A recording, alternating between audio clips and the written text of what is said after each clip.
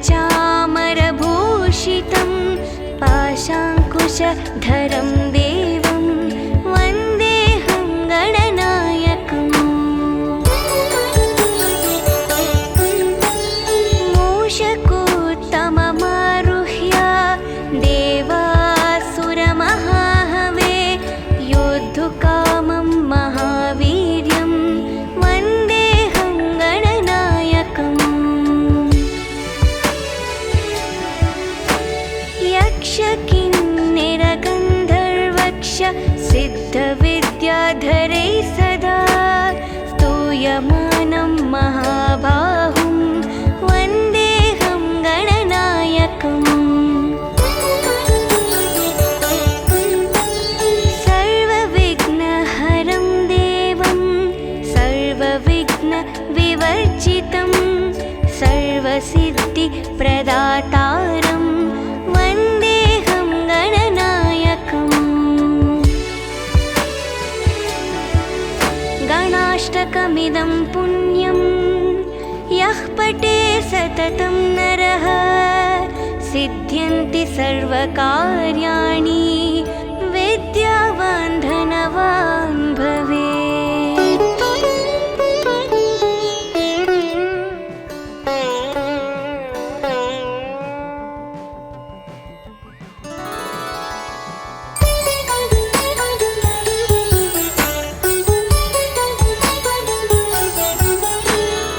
एकदन्तं महाकायं तप्तकाञ्चनसन्निभं लम्बोदरं विशालाक्षं वन्देऽहं गणनायकम्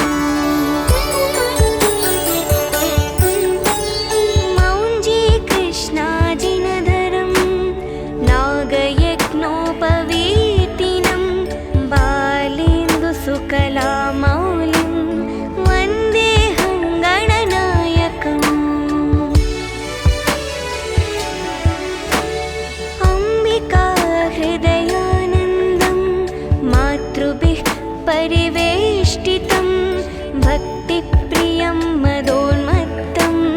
वन्देऽहं गणनायकम् चित्ररत्नविचित्राङ्गं चित्रमालाविभूषितं चित्ररूपधरं देवं वन्देऽहं गणनायकम् गजवक्त्रं सुरश्रेष्ठं कर्णचामरभूषितं पाशाङ्कुशधरं देवं वन्देऽहं गणनायकम्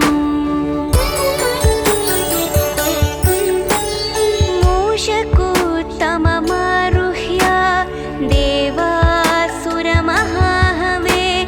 योद्धुकामं महावीर्यं वन्देऽहं गणनायकम् यक्षकिन्निरगन्धर्वक्ष सिद्धविद्याधरैः सदा स्तूयमानं महाबाहुं वन्देऽहं गणनायकम् सर्वविघ्नहरं देवं सर्वविघ्नविवर्जितं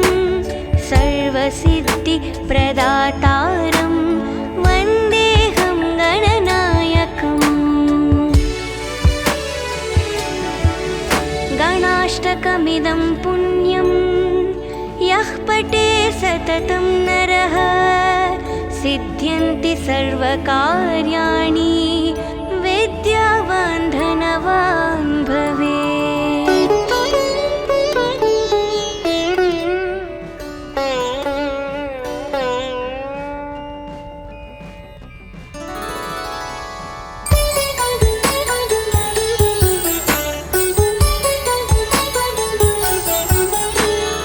एकदन्तं महाकायं तप्तकाञ्चनसन्निभं लम्बोदरं विशालाक्षं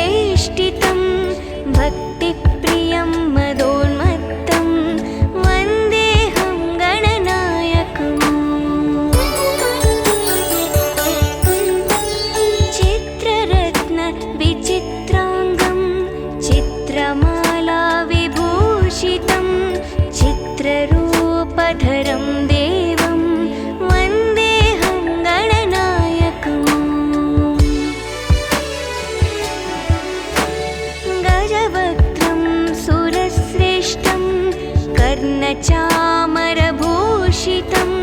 पाशाङ्कुशधरं देवं वन्देऽहं गणनायकम् मूषकोत्तममारुह्य देवासुरमहाहवे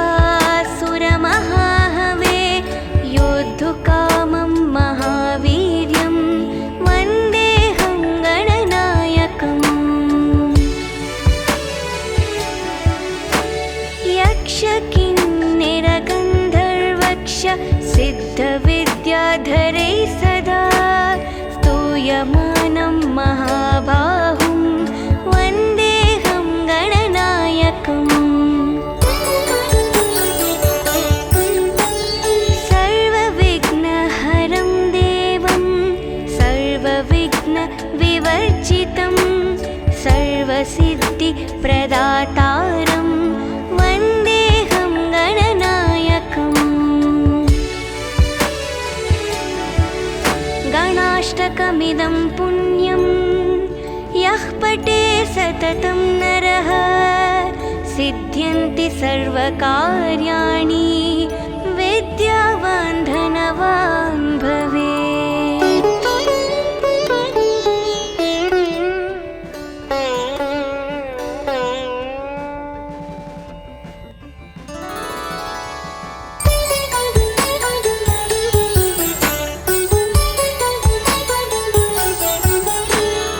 एकदन्तं महाकायं तप्तकाञ्चनसन्निभं लम्बोदरं विशालाक्षं वन्देऽहं गणनायकम् मौञ्जीकृष्णाजिनधरं नागयज्ञोपवीतिनं बालेन्दुसुकलामौलिं वन्देऽहं गणनायकम् अम्बिकाहृदयानन्दं मातृभिः परिवेष्टितं भक्तिप्रियं मदोन्मत्तं वन्देऽहं गणनायकम् चित्ररत्नविचित्राङ्गं चित्रमालाविभूषितं चित्ररूपधरं देवं वन्देऽहं गणनायकम् गजवक्त्रं सुरश्रेष्ठं कर्णचामरभूषितं पाशाङ्कुशधरं देवं वन्देऽहं गणनायकम्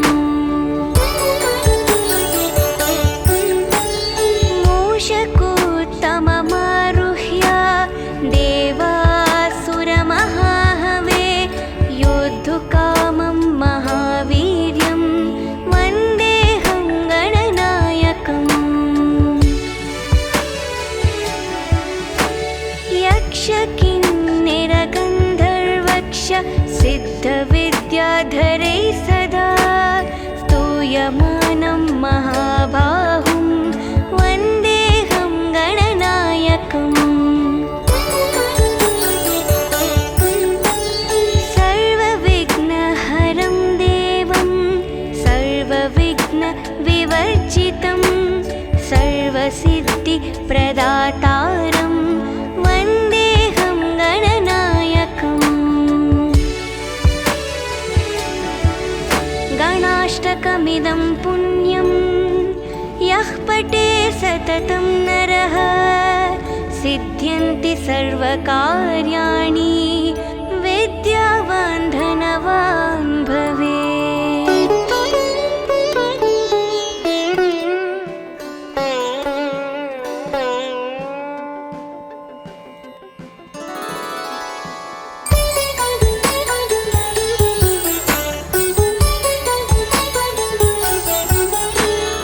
एकदन्तं महाकायं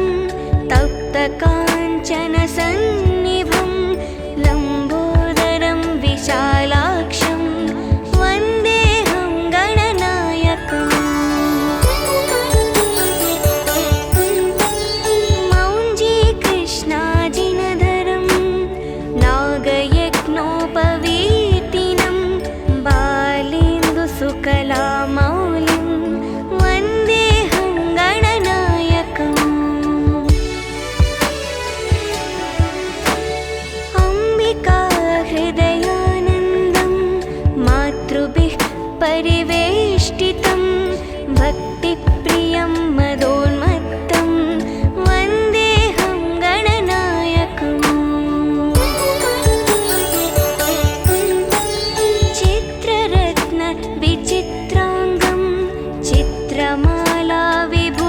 चित्रमलङ्कारभूषितं चित्ररूपधरं देवं वन्देऽहं गणनायकम् गजवक्त्रं सुरश्रेष्ठं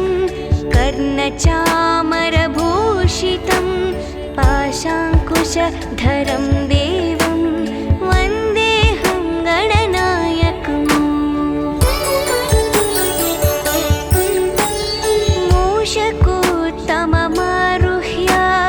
देवासुरमहाहवे योद्धुकामं महावीर्यं वन्देऽहं गणनायकम् यक्षकिन्निरगन्धर्वक्ष सिद्धविद्याधरैः सदा स्तूयमानं महाबाहुं वन्देऽहं गणनायकम्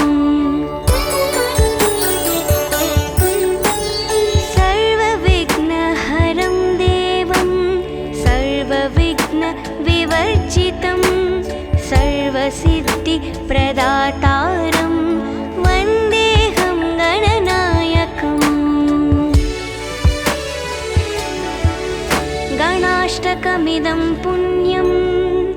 यः पठे सततं नरः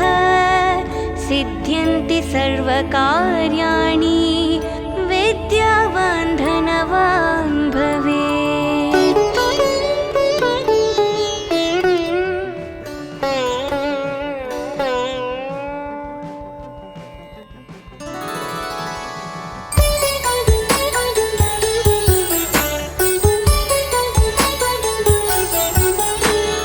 एकदन्तं महाकायं तप्तकाञ्चनसन्निभं लम्बोदरं विशालाक्षं वन्देऽहं गणनायकम्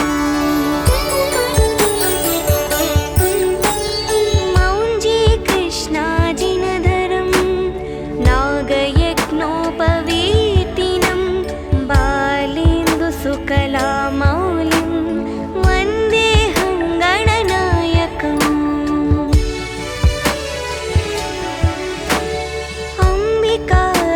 अम्बिकाहृदयानन्दं मातृभिः परिवेष्टितं भक्तिप्रियं मदोन्मत्तं वन्देऽहं गणनायकम् चित्ररत्नविचित्राङ्गं चित्रमालाविभूषितं चित्ररूपधरं देवं वन्देऽहं गणनायकम् गजवक्त्रं सुरश्रेष्ठं कर्णचामरभूषितं पाशाङ्कुशधरं देवं वन्देऽहं गणनायकम्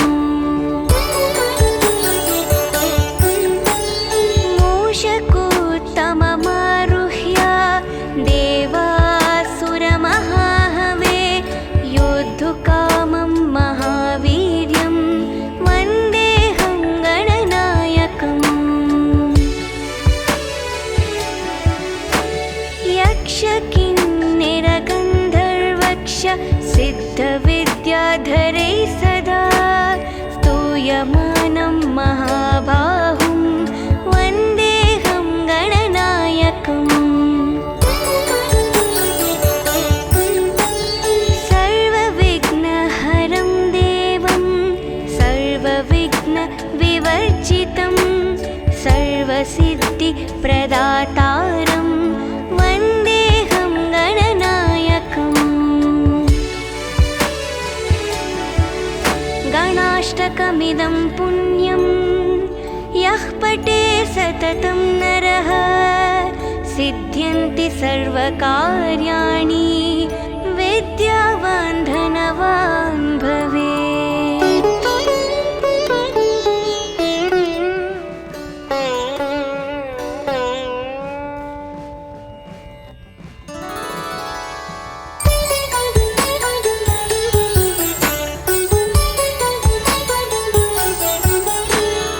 एकदन्तं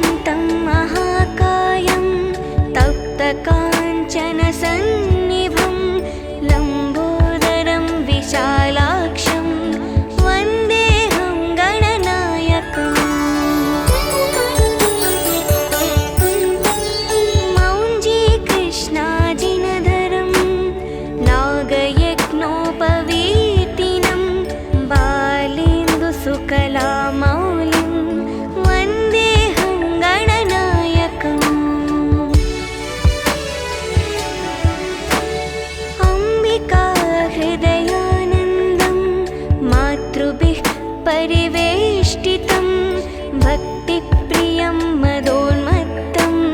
वन्देऽहं गणनायकम् चित्ररत्न विचित्राङ्गं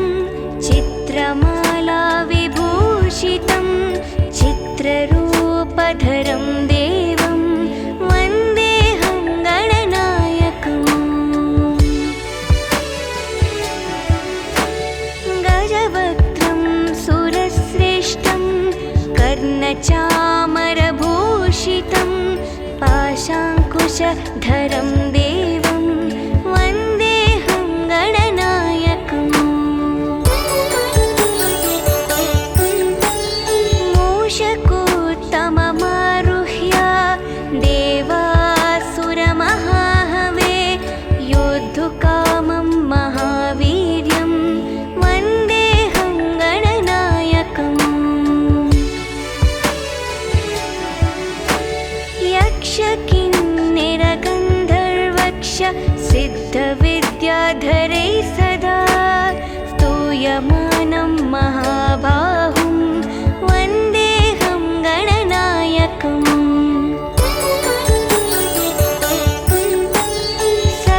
सर्वविघ्नहरं देवं सर्वविघ्नविवर्जितं सर्वसिद्धिप्रदातारं वन्देऽहं गणनायकम् गणाष्टकमिदं पुण्यं यः पठे सततं नरः सिद्ध्यन्ति सर्वकार्याणि विद्यावान् धनवान् भवेत्।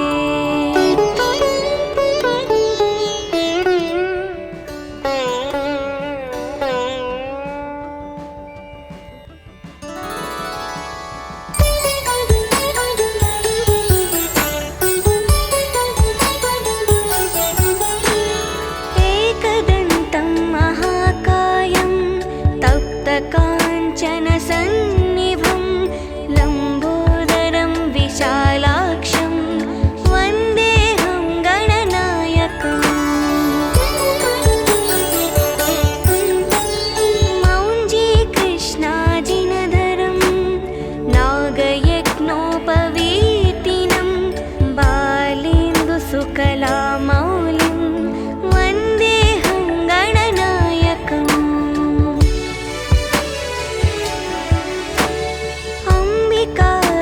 अम्बिकाहृदयानन्दं मातृभिः परिवेष्टितं भक्तिप्रियं मदोन्मत्तं वन्देऽहं गणनायकम् चित्ररत्न विचित्राङ्गं चित्रमाला विभूषितं चित्ररूपधरं देवं वन्देऽहं गणनायकम् गजवक्त्रं सुरश्रेष्ठं कर्णचामरभूषितं पाशाङ्कुशधरं देवं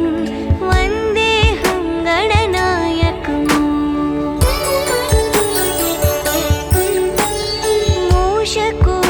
मूषकोत्तममारुह्य देवासुरमहाहवे योद्धुकामं महावीर्यं वन्देऽहं गणनायकम् यक्षकिन्निरगन्धर्वक्ष सिद्धविद्याधरैः सदा स्तूयमानं महाबाहुं वन्देऽहं गणनायकम् सर्वविघ्नहरं देवं सर्वविघ्नविवर्जितं सर्वसिद्धिप्रदातारं वन्देऽहं गणनायकम् गणाष्टकमिदं पुण्यं यः पठे सततं नरः सिद्ध्यन्ति सर्वकार्याणि विद्यावान् धनवान् भवेत्।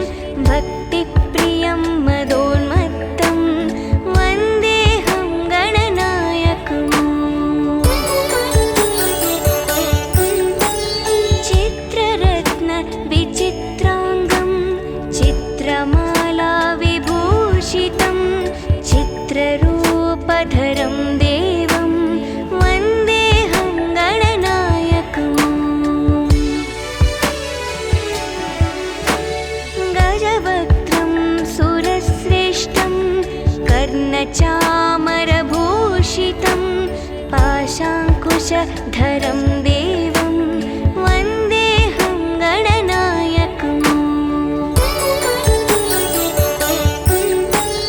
मूषकोत्तममारुह्य देवासुरमहाहवे योद्धुकामं महावीर्यं वन्देऽहं गणनायकम् यक्षकिन्निरगन्धर्वक्ष सिद्धविद्याधरै सदा स्तूयमानं महाबाहुं वन्देऽहं गणनायकम् सर्वविघ्नहरं देवं सर्वविघ्नविवर्जितं सर्वसिद्धिप्रदातारं वन्देऽहं गणनायकम् गणाष्टकमिदं पुण्यं यः पठे सततं नरः सिद्ध्यन्ति सर्वकार्याणि विद्यावान् धनवान् भवेत्।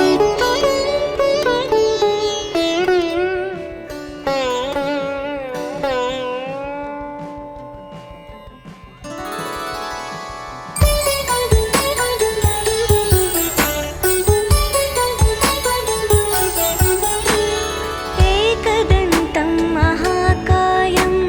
तप्तकाञ्चनसन्निभं लम्बोदरं विशालाक्षं वन्देऽहं गणनायकम् मौञ्जीकृष्णाजिनधरं नागयज्ञोपवीतिनं बालेन्दुसुकलामौलिं वन्देऽहं गणनायकम् अम्बिकाहृदयानन्दं मातृभिः परिवेष्टितं भक्तिप्रियं मदोन्मत्तं वन्देऽहं गणनायकम् चित्ररत्नविचित्राङ्गं चित्रमालाविभूषितं चित्ररूपधरं देवं वन्देऽहं गणनायकम् गजवक्त्रं सुरश्रेष्ठं कर्णचामरभूषितं पाशाङ्कुशधरं देवं वन्देऽहं गणनायकम्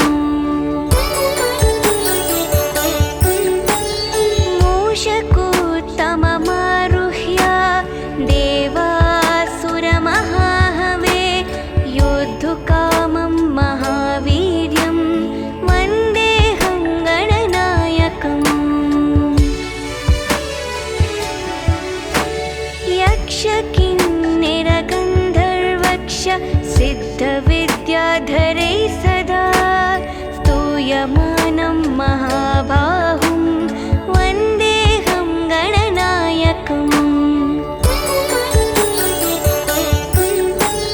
सर्वविघ्नहरं देवं सर्वविघ्नविवर्जितं सर्वसिद्धिप्रदातारं वन्देऽहं गणनायकम् गणाष्टकमिदं पुण्यं यः पठे सततं नरः सिद्ध्यन्ति सर्वकार्याणि विद्यावान् धनवान् भवेत्।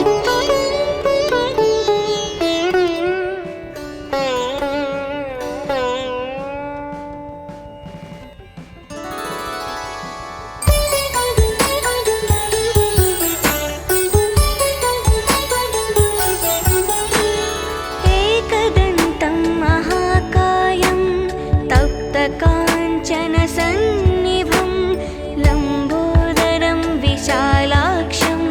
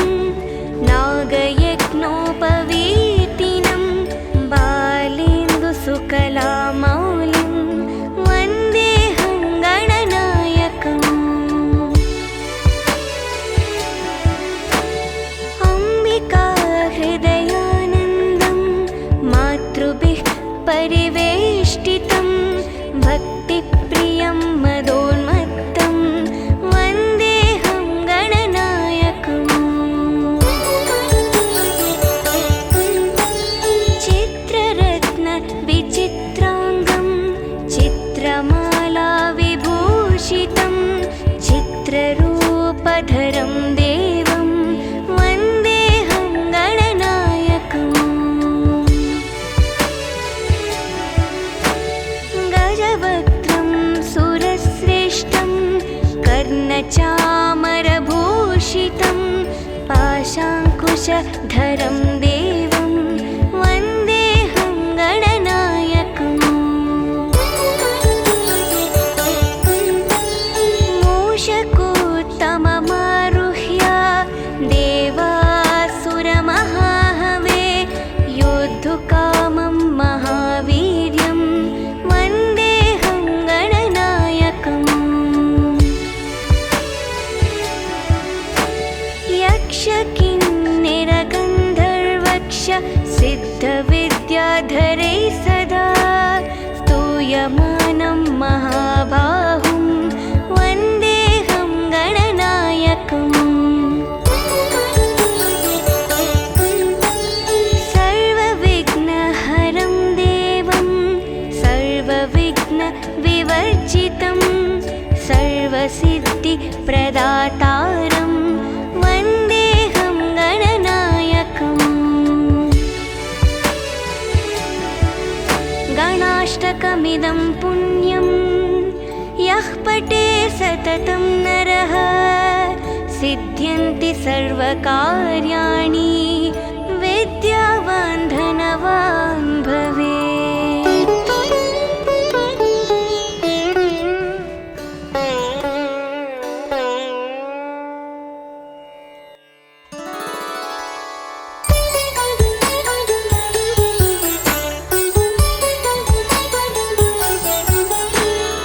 एकदन्तं महाकायं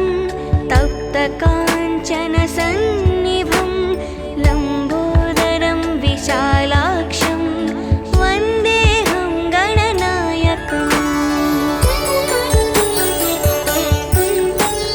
मौञ्जीकृष्णाजिनधरं नागयज्ञोपवीतिनं बालेन्दुसुकलामौलिं वन्देऽहं गणनायकम् अम्बिकाहृदयानन्दं मातृभिः परिवेष्टितं भक्तिप्रियं मदोन्मत्तं वन्देऽहं गणनायकम् चित्ररत्नविचित्राङ्गं चित्रमालाविभूषितं चित्ररूपधरं देवं वन्देऽहं गणनायकम् गजवक्त्रं सुरश्रेष्ठं कर्णचामरभूषितं पाशाङ्कुशधरं देवं वन्देऽहं गणनायकम्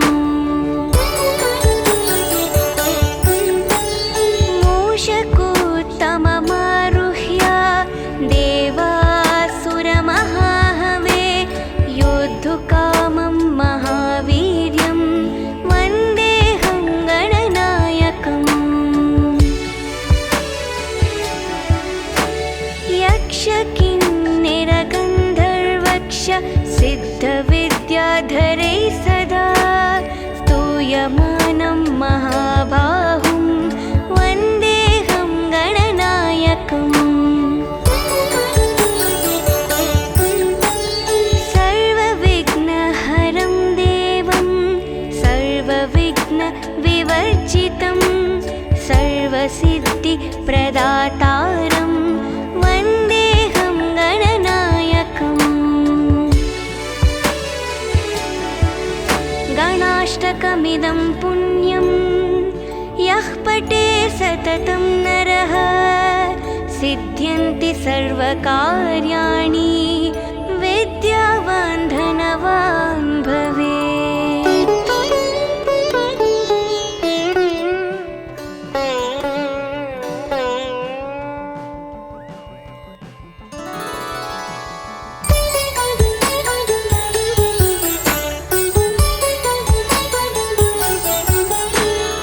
एकदन्तं महाकायं तप्तकाञ्चनसन्निभं लम्बोदरं विशालाक्षं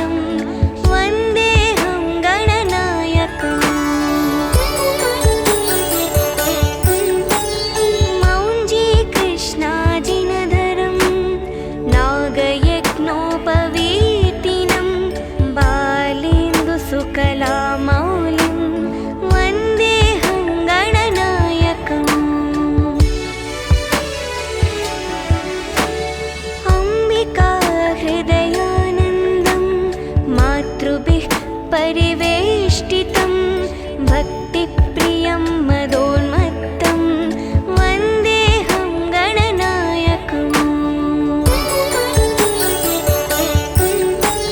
चित्ररत्नविचित्राङ्गं चित्रमाला विभूषितं चित्ररूपधरं देवं वन्देऽहं गणनायकम् गजवक्त्रं सुरश्रेष्ठं कर्णचामरभूषितं पाशाङ्कुशधरं देवं वन्देऽहं गणनायकम्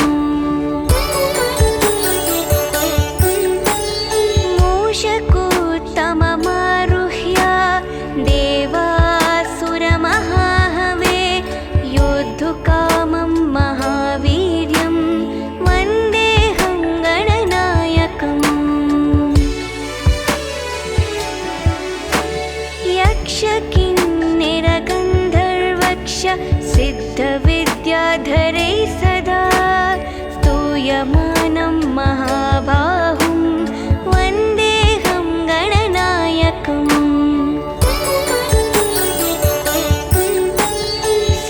सर्वविघ्नहरं देवं सर्वविघ्नविवर्जितं सर्वसिद्धिप्रदातारं वन्देऽहं गणनायकम् गणाष्टकमिदं पुण्यं यः पठे सततं नरः सिद्ध्यन्ति सर्वकार्याणि विद्यावान् धनवान् भवेत्।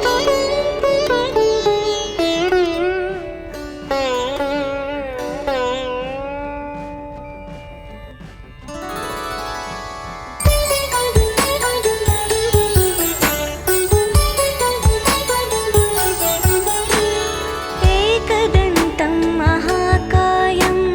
तप्तकाञ्चनसन्निभं लम्बोदरं विशालाक्षं वन्देऽहं गणनायकम्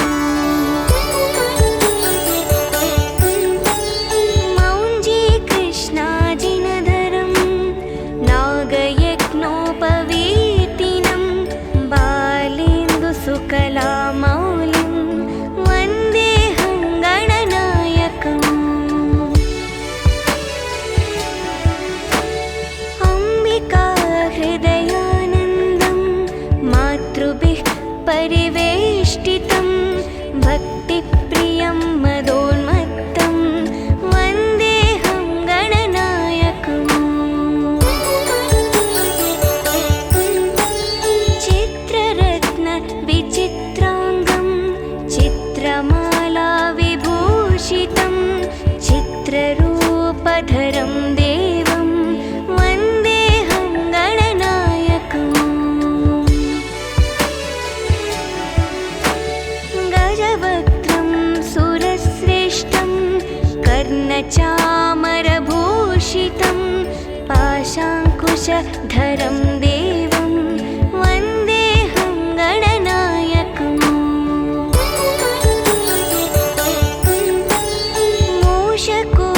मूषकोत्तममारुह्य देवासुरमहाहवे योद्धुकामं महावीर्यं वन्देऽहं गणनायकम् यक्षकिन्निरगन्धर्वक्ष सिद्धविद्याधरैः सदा स्तूयमानं महाबाहुं वन्देऽहं गणनायकम्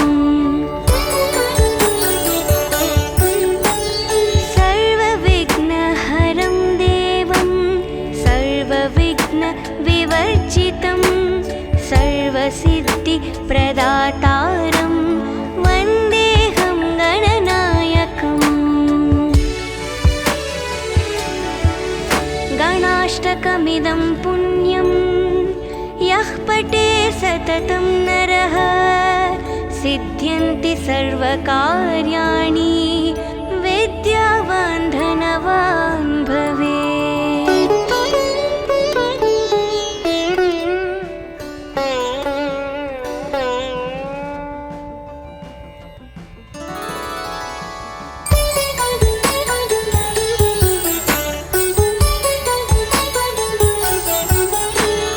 एकदन्तं महाकायं तप्तकाञ्चनसन्निभं लम्बोदरं विशालाक्षं वन्देऽहं गणनायकम्। मौञ्जीकृष्णाजिनधरं नागयज्ञोपवीतिनं बालेन्दुसुकलामौलिं वन्देऽहं गणनायकम्। अम्बिका हृदयानन्दं मातृभिः परिवेष्टितं भक्तिप्रियं मदोन्मत्तं वन्देऽहं गणनायकम्। चित्ररत्नविचित्राङ्गं चित्रमाला विभूषितं चित्ररूपधरं देवं वन्देऽहं गणनायकम्। गजवक्त्रं सुरश्रेष्ठं कर्णचामरभूषितं पाशाङ्कुशधरं देवं वन्देऽहं गणनायकम्। मूषकोत्तममारुह्य देवासुरमहाहवे योद्धुकामं महावीर्यं वन्देऽहं गणनायकम्। यक्षकिन्निरगन्धर्वक्ष सिद्धविद्याधरे सदा स्तूयमानं महाबाहुं वन्देऽहं गणनायकम्। सर्वविघ्नहरं देवं सर्वविघ्नविवर्जितं सर्वसिद्धिप्रदातारं वन्देऽहं गणनायकम्। गणाष्टकमिदं पुण्यं यः पठे सततं नरः सिद्ध्यन्ति सर्वकार्याणि विद्यावान् धनवान् भवेत्।